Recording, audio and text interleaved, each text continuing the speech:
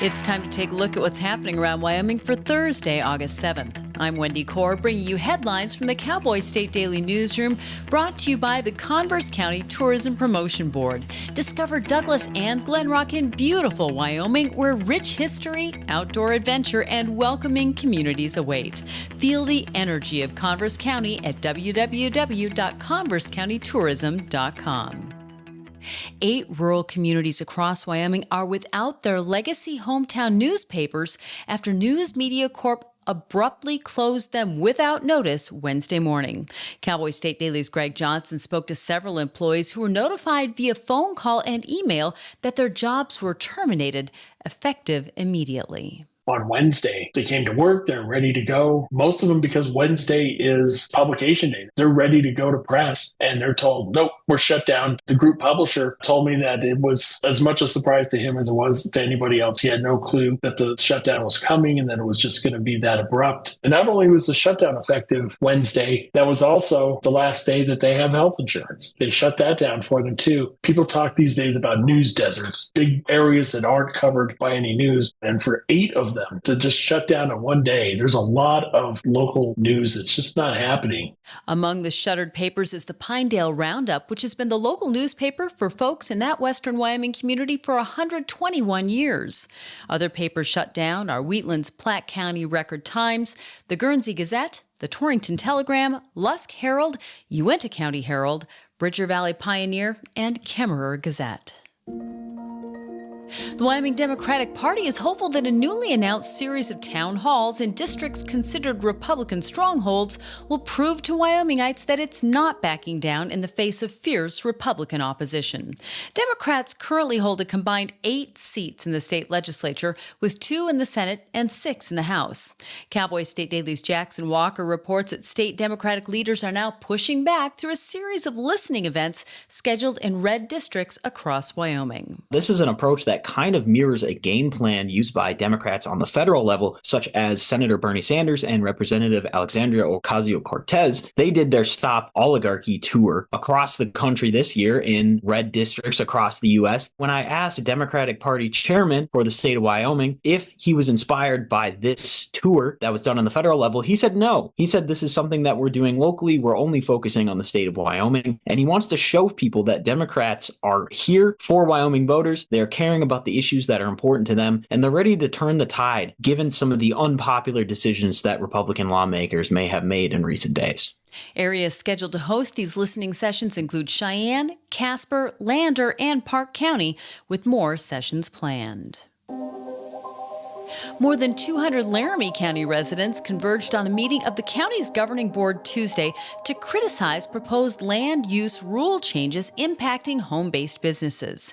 Cowboy State Daily's Clara McFarland reports that nearly 4 hours of public testimony revealed a chasm between the way the commissioners characterized the new rules and the way that meeting attendees characterized them. There was a lot of information online circulating like, oh, this is going to abridge the Wyoming Food Freedom Act and shut everyone's business down. Shut down lemonade stands or require all this onerous permitting. And county officials were really kind of slack-jawed because they were like, we're deregulating. We're actually making a less onerous plan, but it's raising attention now because we didn't thoroughly enforce the old rules. The Laramie County Board of Commissioners adopted the controversial new land use regulations, but not until after a unanimous vote to remove a proposed permitting requirement for home-based businesses that had enraged those business owners. For the 3rd time this year, a wolf transplanted to Colorado wandered across the state line into Wyoming and died, although the wolf's death wasn't officially announced until nearly 2 weeks later. Colorado Parks and Wildlife learned on July 24th that wolf 2304, a female, had died in Wyoming. Outdoors reporter Mark Hines spoke to residents along the Colorado-Wyoming line who say that wolves crossing into Wyoming and dying are an inevitable consequence of the animal's natural urge to wander. I talked to one person who isn't all that crazy about the wolves being there in Colorado who said maybe they're trying to get home. I talked to another person who's very much for the wolf recovery program who said this kind of proves the need for that federal court ruling that could possibly lead to wolves being relisted as an endangered species. Wolves remain protected in Colorado and may not be legally hunted there, but in the part of Wyoming along the Colorado state line, wolves are classified as a predatory animal. That means they may be killed on site at any time with no hunting license required. I'll be back with more news right after this. First Northern Bank of Wyoming has been a pillar and a cornerstone in our community since 1885. It's the oldest continuing operating bank in existence in Wyoming today. I see First Northern Bank make a positive difference in our community. They're always in the list of sponsors. Our people deliver the absolute best service that you can find.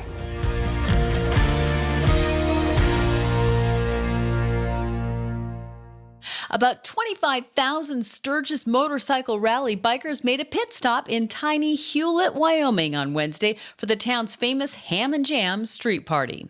Picnic tables are set out in the shade beside the Ponderosa Cafe. Vendors line the street and the Harleys never seem to stop buzzing. Cowboy State Daily's Renee Jean reports that it feels a bit like a summer reunion. It just feels like, I don't know, a backyard neighborhood barbecue or something. Strangers sit next to each other and meet each other and talk to each other and tell their whole life story sometimes, even when you're trying to work. And that is, I think, the secret sauce to the Ham and Jam is just that camaraderie. It's America coming together. It's really the world. The world comes to Hewlett for this. Meeting people and making new friends, not to mention being a little adventurous and trying new things, are just a few of the other things people mention when they talk about their attraction to the Wyoming side of the Sturgis Rally in the Black Hills. Across the West, a divisive symbol of prudent government, cost-cutting to some, and creeping authoritarianism and tech-enabled elitism to others, is making its way to national parks such as Yellowstone and other federally protected public lands, carrying a message. The message is delivered via a giant Elon Musk head. Cowboy State Daily's Justin George reports that a sign on the trailer hauling the gigantic bust reads, "Make America Wait Again," now with longer lines thanks to Doge cuts. They're just going from park to park. They're staying anonymous. What they're trying to do is protest. Elon, as we all know, headed up Dodge, the protest group. They've reached out to Cowboy State Daily after they went to Yellowstone Park and said that they were responsible for this. They said that they're just doing this strictly to protest the cuts that have happened to the park system. It has gone to Yosemite National Park. It's gone to Arches National Park in Utah. It's gone to Yellowstone, and it's gone to Mount Rainier. It plans to head to other places, and so you may see it if you're traveling around this summer. Interior Secretary Doug Burgum has pledged to keep parks open and accessible and make sure that parks are adequately staffed, but the demonstrators behind the Musk bust don't believe that to be the case. Saying poor construction of a park bathroom left her with long-lasting injuries, an Afton woman unsuccessfully sued her town government for nearly $3 million in a 3-day jury trial last week. The jury in Lincoln County District Court returned a July 30th verdict saying the town of Afton was not negligent. Cowboy State Daily's Claire McFarland reports that Danelle Lynn's lawsuit dates back to the night of September 10th, 2023, when Lynn attended a wedding at the Canyon View Park in Afton. The bathroom door sits on a threshold that's like 3.5 inches above the landing leading to it. So the allegation was, whoa, this wasn't built to the code that prevailed in the early 80s when it was built. And the town also didn't have outdoor lighting. Reportedly, the jury decided otherwise after hearing not only evidence that the woman was wearing a high-heeled wedge shoe, but also that the inside of the bathroom was lit. So she opens the door, the light from the inside of the bathroom spills onto the threshold as she's exiting. Lynn suffered what she described as a severe leg injury. Her bones snapped in 3 places, and she had to undergo an emergency room procedure. And the American Eagle Denim Company has sparked fierce debate with its ads featuring popular actress Sydney Sweeney and the tagline, quote, "Sydney Sweeney has great genes." But Du Bois area outdoorsman and hunting guide Cade Cole decided to have some fun with it, according to outdoors reporter Mark Hines. There's been this controversy blowing up all over the place about Sydney Sweeney, the jeans commercial. Is it too racy, too sexual? Does it imply genetic superiority of blonde-haired, blue-eyed people? A Wyoming outdoorsman decided to just have some fun with it, and he got this photo of himself with a jean jacket and some ripped-up old jeans, holding his dog in one arm and a Magnum revolver revolver in the other with the caption on social media, "Hey, I have good genes too." In the American Eagle ads, Sweeney poses in the company's denim clothing. In a sultry voice, she talks about how genes pass certain characteristics, such as eye color and personality, down from parents to children. And that's today's news. Get your free digital subscription to Wyoming's only statewide newspaper by clicking on the daily newsletter button at cowboystatedaily.com. And you can watch this newscast every day by clicking subscribe on our YouTube channel, or you can listen to us on your favorite podcast app. Thanks for tuning in. I'm Wendy Core for Cowboy State Daily.